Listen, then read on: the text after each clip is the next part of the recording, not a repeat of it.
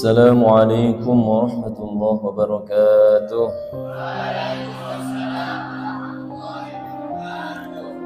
Alhamdulillah.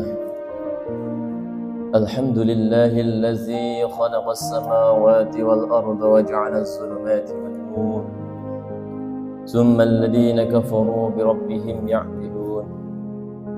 Allahumma salli wa sallim wa barik ala sayyidina Muhammadin wa ala alihi wa ashabihi wa man tabi'ahum bi ihsan ila yaumiddin, amma ba'd. Yang terhormat kepada Bapak Takmir beserta seluruh pengurus Masjid Al-Jihad, yang insyaallah mudah-mudahan Allah beri kesehatan dan panjang umur. Semoga jemaahnya selalu istiqomah dalam kebaikan, dalam berjuang jihad fi sabilillah. Amin Allahumma amin.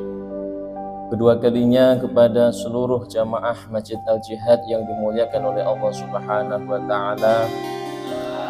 Dalam kesempatan ini marilah kita bersyukur kepada Allah Subhanahu wa taala yang telah melimpahkan rahmat, taufik, hidayah serta inayahnya yang diberikan kepada kita semua sehingga kita bisa hadir untuk melaksanakan sholat subuh berjamaah dalam keadaan sehat walafiat. Amin Allahumma amin.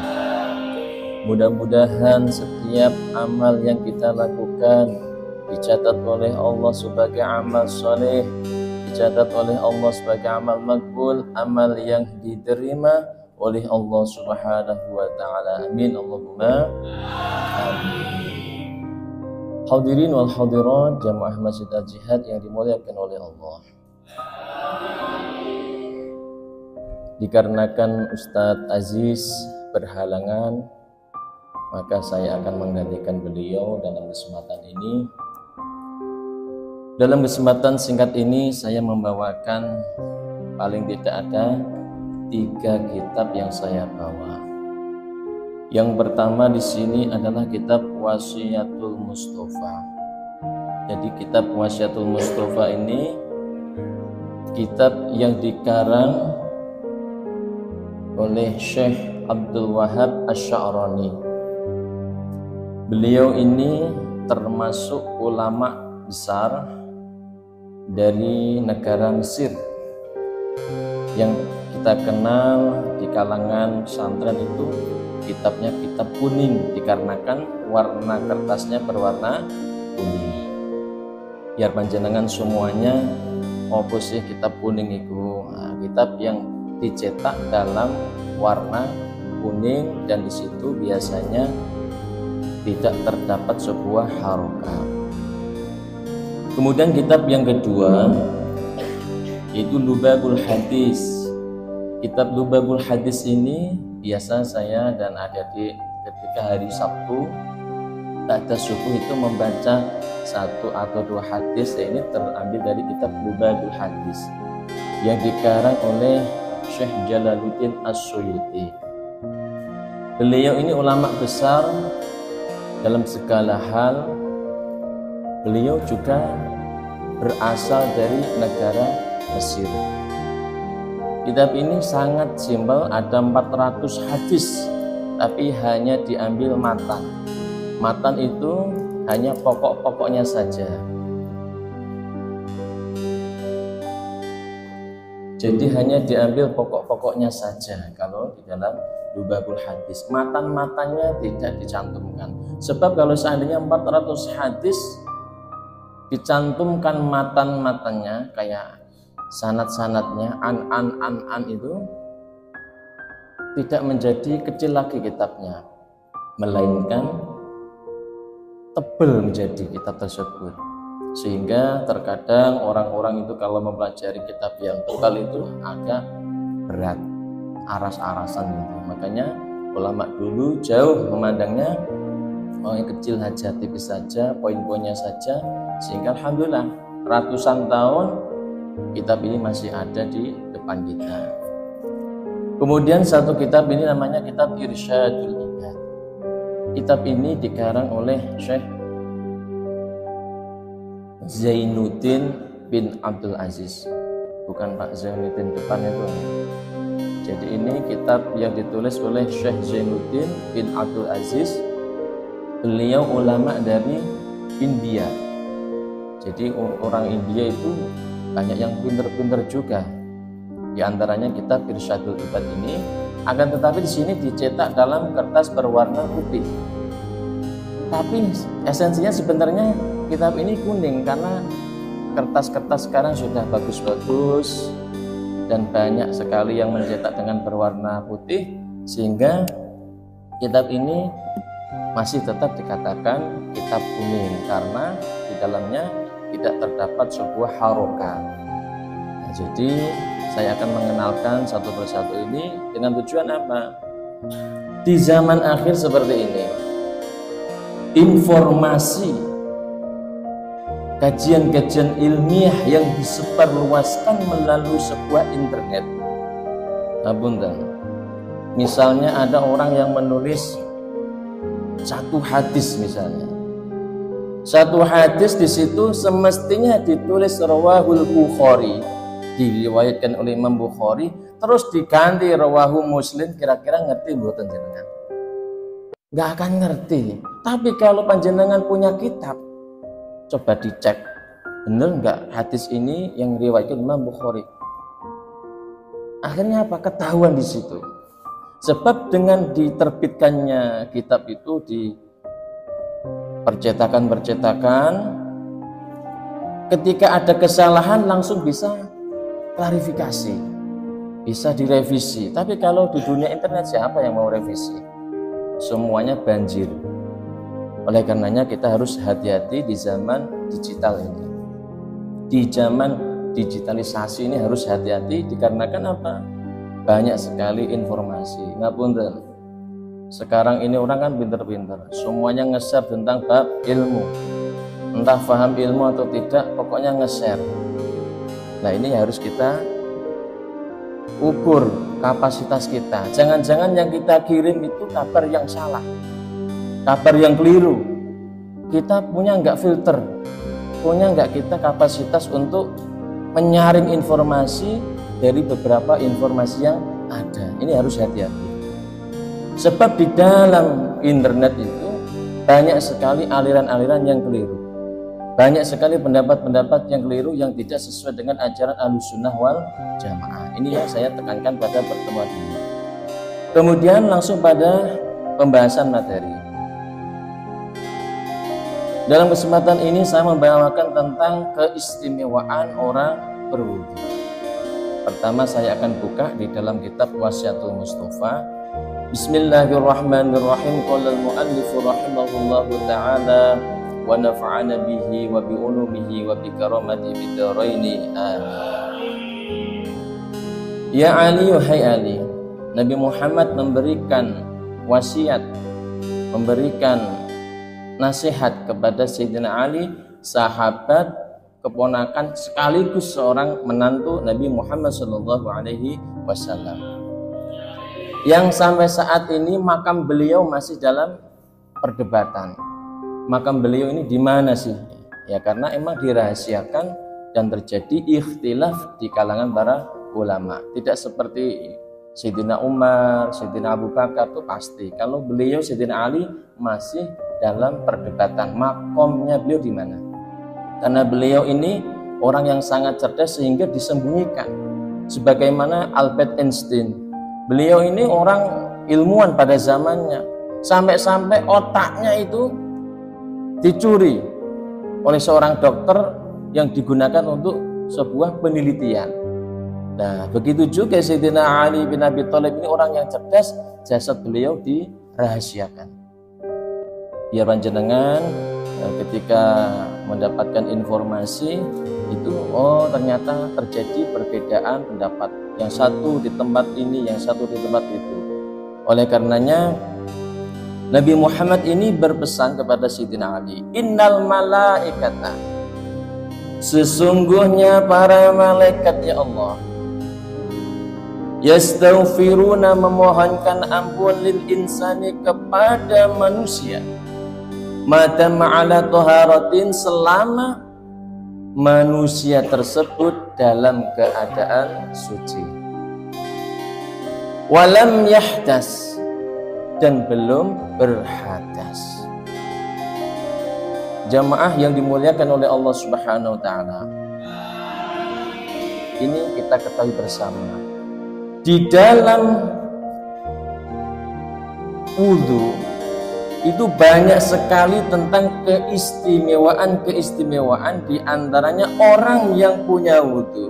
Seperti panjenengan semuanya yang di dalam masjid ini, setiap detiknya mendapatkan doa dari para malaikatnya Allah. Yang menugaskan siapa? Allah Subhanahu wa ta'ala. Ditugaskan untuk apa? Memohonkan ampun. Di antaranya dalam teks ini adalah yastaghfiruna, yaitu memohonkan ampun dosa-dosanya agar diampuni oleh Allah. Siapa yang mendoakan? Para malaikatnya Allah. Di satu sisi juga mendoakan kalau misalnya panjenengan punya wudhu kemudian mau bepergian keluar kota semisal, itu malaikat akan mendoakan panjenengan agar diberikan keselamatan dalam perjalanan. Di dalam aktivitas apapun bekerja, malaikat akan mendoakan agar orang ini dalam memutuskan sesuatu, dalam mengambil kebijakan sesuatu agar diberi apa? Petunjuk dari Allah Subhanahu wa ta'ala. Ini jangan sampai panjenengan semuanya meninggalkan yang namanya wudu. Tata caranya bagaimana? Ketika misalnya panjenengan batal, segera ambil air wudu. Misalnya jenengan di rumah habis dari kamar mandi atau toilet, langsung wudhu. Caranya seperti itu, langkah-langkah awal-awalnya seperti itu. Begitu juga saya dulu seperti itu. Cara untuk menjaga wudhu, habis dari kamar mandi usahakan harus berwudhu. Ini tahapan awal agar panjenengan semuanya bisa menjaga yang namanya dawamul wudhu. Kemudian di dalam kitab Lubabul Hadis diterangkan luar biasa lagi di dalam kitab ini.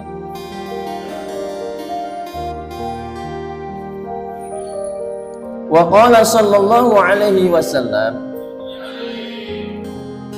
Nabi kita telah bersabda, man nama ala wudu'in, barang siapa yang tidur ala wudu'in, dirinya dalam keadaan punya wudu, fa adrakahul mautu fi tilkal lailati fahuwa indallahi syahidun.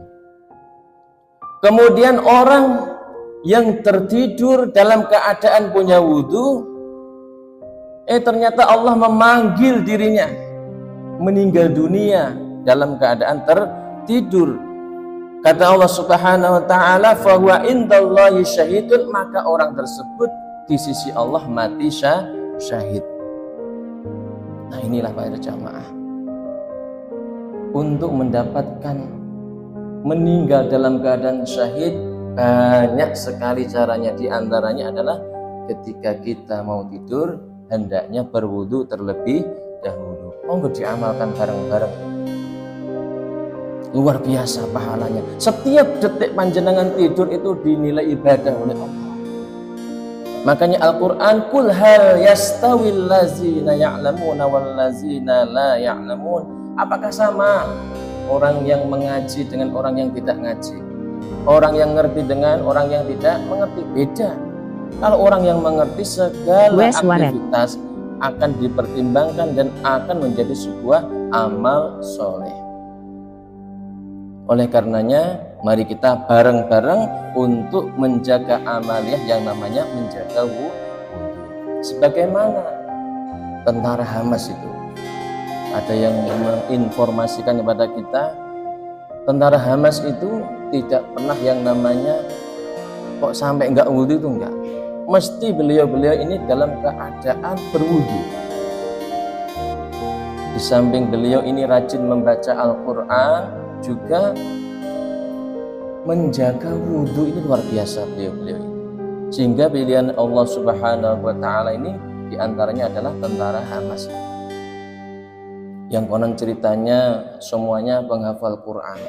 Entah ini hafal Qurannya 30 juz atau hanya beberapa juz, Allah alam bisawab, hanya Allah yang tahu. Yang jelas mereka ini adalah saudara-saudara kita yang soleh, yang saat ini diuji oleh Allah Subhanahu wa Ta'ala. Mari kita doakan mudah-mudahan diberikan keselamatan dan kemenangan oleh Allah Subhanahu wa Ta'ala. Amin Allahumma amin.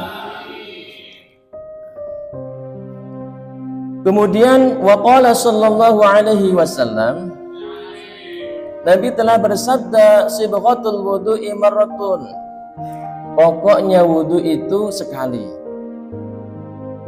Yang wajib dalam wudu itu sekali. Misalnya ketika jenengan membasuh, itu yang wajib itu sebenarnya 1 kali basuhan, yang penting rata. Kalau sunnahnya itu 3 kali basuhan, itu sunnahnya.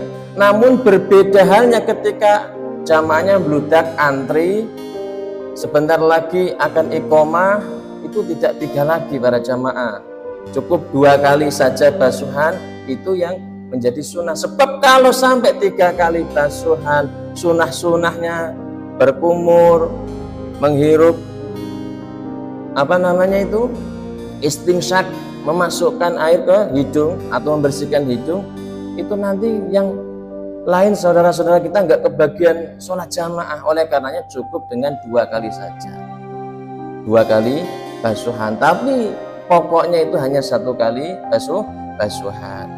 Faman tawaddo'a marrataini, dan barang siapa yang berwudu 2 kali, misalnya jenengan punya wudu, saya tak wudu lagi biar lebih mantep karena akan melaksanakan sholat duha misalnya, kana lahu kiflani minal ajri, maka bagi panjenengan yang berwudu yang kedua kalinya itu mendapatkan 2 pahala. Wa man tawadda'a salasan, dan barang siapa yang berwudu sampai 3 kali, fa huwa wudu'ul anbiya'i min qabli, maka dia menyerupai sama halnya berwudu seperti nabi-nabi sebelum Nabi Muhammad sallallahu alaihi wasallam. Jadi syariatnya Nabi Muhammad dengan nabi-nabi sebelum beliau ini berbeda para jamaah. Ada kalanya sholatnya sehari semalam cuma 1 kali, wudunya bukan hanya sekali melainkan 3 kali, sebagaimana fahuwa wudu'ul anbiya'i min qabli. Jadi wudu sebanyak 3 kali itu dilakukan oleh para nabi sebelum Nabi Muhammad sallallahu alaihi wasallam. Ini keistimewaan daripada orang berwudu. Kemudian saya akan bukakan kitab yang agak besar. Ana akan membacakan kitab wahaka annahu ramatat ainul Junaidi marratan. Ini ada sebuah kisah. Kisah ini yang menjadi pelaku adalah Imam Junaid al-Baghdadi. Ya, jadi di dalam akidah kita ini mengikuti Asy'ariyah dan Al-Maturidiyah. Kemudian syariat dalam bab fikih kita mengikuti 4 mazhab, Imam Hambali, Hanafi, Syafi'i, dan Imam Maliki. Kalau di bidang tasawuf ini kita mengikuti Imam Al-Junaid al-Baghdadi dan Imam Al-Ghazali. Ada 3 ini, ada 3 pilar. Kemudian wahaka annahu ramadat ainul Junaidi marratan. Suatu ketika Imam Junaid ini pernah mengalami sakit mata yang sangat parah. Jadi Imam Junaid ini seorang ulama besar pernah mengalami sakit yang parah. Matanya nggak bisa untuk melakukan aktivitas bagaimana sebelum-sebelumnya. Parah sakit beliau itu. Faqalat tabibu, kemudian Imam Junaid ini memutuskan untuk memeriksakan ke dokter spesialis mata. In turid ainaika fala tusilu ilaihima ma'un. Setelah berkunjung di sebuah klinik besar pada waktu itu, bertemu dengan seorang dokter spesialis mata. Kemudian dokter tersebut memberikan solusi. Oh, penyakitmu ini wahai Junaid tidak akan sembuh kalau terkena air. Maka jangan sampai terkena air ini penyakitmu ini. Ini dokter yang memberikan saran. Tapi dalam benak Imam Al-Junaid, falamma dhahabat tabibu tawadda'a wa shalla wa nama fabarri'at ainuhu. Ya dalam hati Imam Junaid berontak, oh saya ini orang muslim yang harus sholat. Waktunya sholat, masa saya nggak boleh wudu? Akhirnya nekat ketika dokternya keluar dari tempat pemeriksaan, karena Imam Junaid ini dalam keadaan sakit yang parah sampai opname beliau itu. Setelah dokternya itu meninggalkan Imam Junaid, falamma dabat tabibu tawaddu'a wa shalla wa nama fabari'at ainuhu, kemudian Imam Junaid ini nekat karena prinsipnya kuat. Meskipun sakit dia tetap taat kepada Allah Subhanahu wa ta'ala. Akhirnya apa? Tawaddu'a, beliau berwudu. Padahal dokter melarang jangan kamu sampai terkena air matanya, sebab kalau terkena air gak akan sembuh. Malah wudu ini. Nekat. Tawaddu'a wa shalla, setelah wudu kemudian beliau salat. Wa nama, dan setelah salat karena mata sakit akhirnya apa? Terasa berat dan tertidur. Fabari'at ainuhu. Ini yang hebatnya, pertolongan Allah Subhanahu wa ta'ala datang setelah beliau bangun dari tidur, tiba-tiba mata beliau sembuh total. Allah, sampai tidak ada bekas-bekas habis mata sakit itu tidak ada. Biasanya kan bengkak-bengkak merah-merah itu. Ini enggak, bersih. Tidak ada tanda-tanda habis sakit mata, tidak ada. Akhirnya Imam Junaid ini terheran-heran juga. Bingung, kok bisa sembuh apa ini? Apa saya masih dalam keadaan mimpi ini? Ternyata beliau ini sadar, benar-benar mata beliau sembuh. Kemudian fasami'a hatifan yaqulu tarakal Junaidu ainahu fi ridhai. Kemudian ada suara yang misterius. Suaranya bagaimana? Junaid ini orang yang tidak menghiraukan matanya, tetapi beliau lebih memilih ketaatannya kepadaku dan untuk mencari ridhoku. Ini ada suara seperti itu. Sampai-sampai suara tersebut diteruskan, falau talaba minni al-jahannamiyuna bidzalikal asmi la ajabtu. Seandainya penghuni neraka jahanam melakukan sebagaimana Imam Junaid ia lakukan dan meminta kepadaku, la ajabtu, aku akan menyelamatkan seluruh penghuni neraka jahanam. Artinya, pernah saya dulu cerita para jamaah, ada seorang santri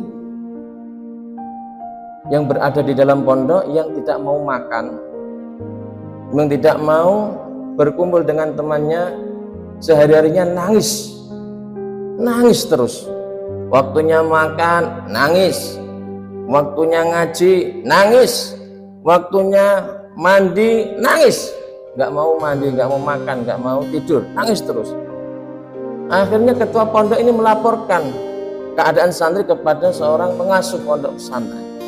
Ya Kiai, mohon maaf, ini ada santri yang setiap hari nangis, gak mau aktivitas. Ini dikasih sanksi apa ini Kiai enaknya gitu?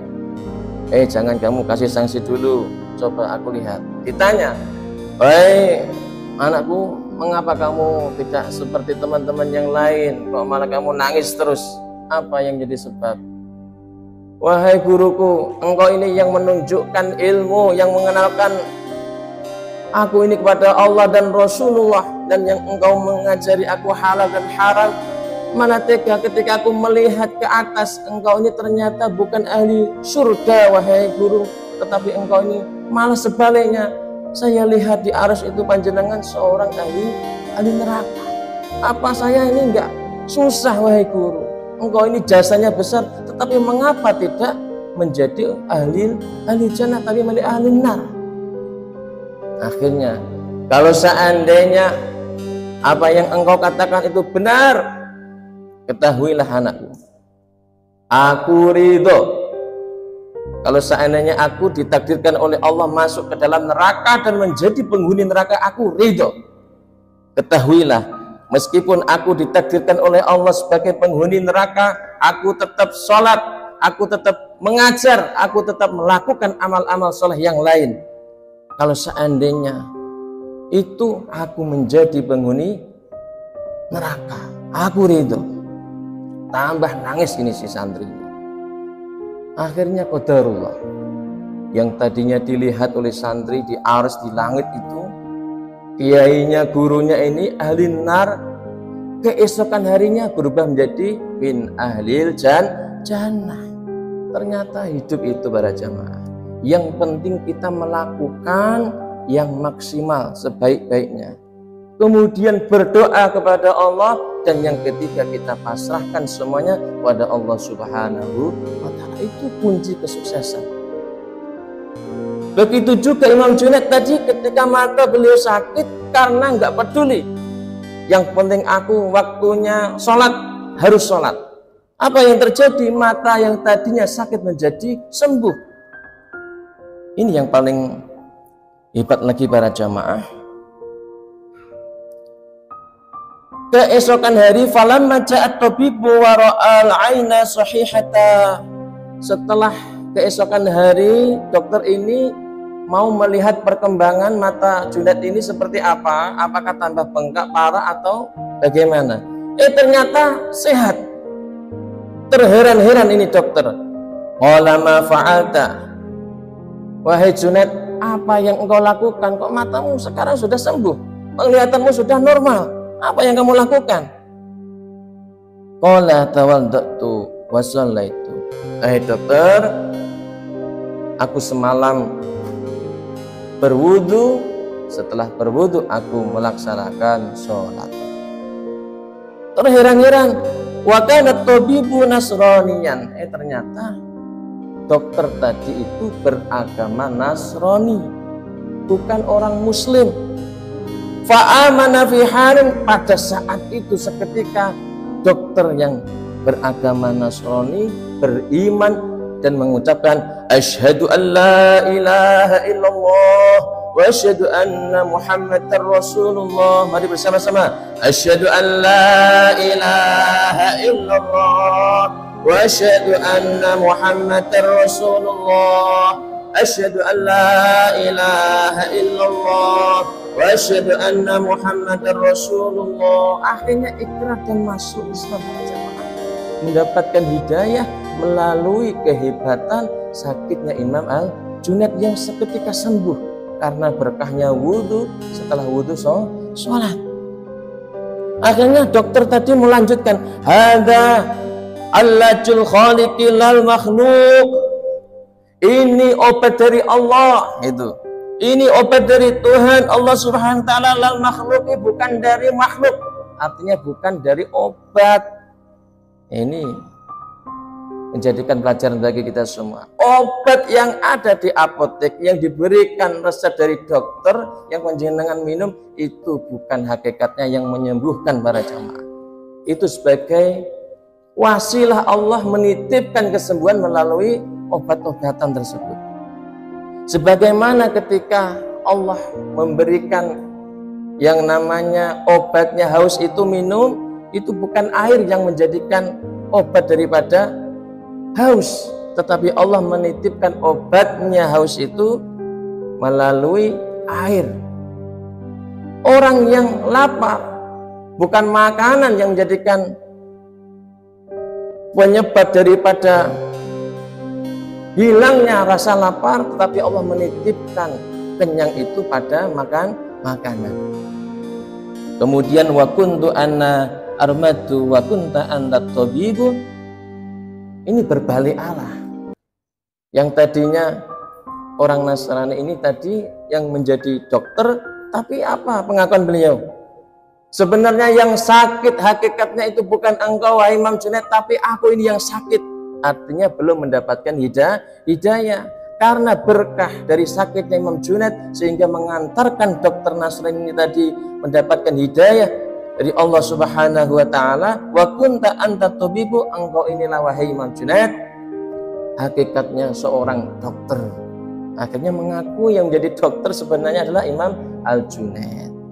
Hadirin jamaah yang dimuliakan oleh Allah SWT, banyak sekali pelajaran-pelajaran yang kita bisa ambil dalam sebuah literatur, kitab-kitab ulama-ulama terdahulu yang bisa menjadikan kita ini semakin yakin betapa luar biasanya orang yang menjaga wudhu.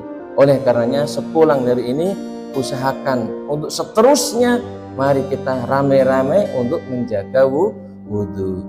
Mungkin hanya sampai di sini saja para jamaah, tidak lama-lama, karena kajian yang seperti ini insya Allah akan rutin kita selenggarakan di hari Rabu. Mudah-mudahan pertemuan singkat ini bermanfaat dan berkah bagi kita semua. Amin ya rabbal alamin. Demikian kurang lebihnya mohon maaf. Wallahul muwaffiq ila aqwamit thoriq. Assalamualaikum warahmatullahi wabarakatuh.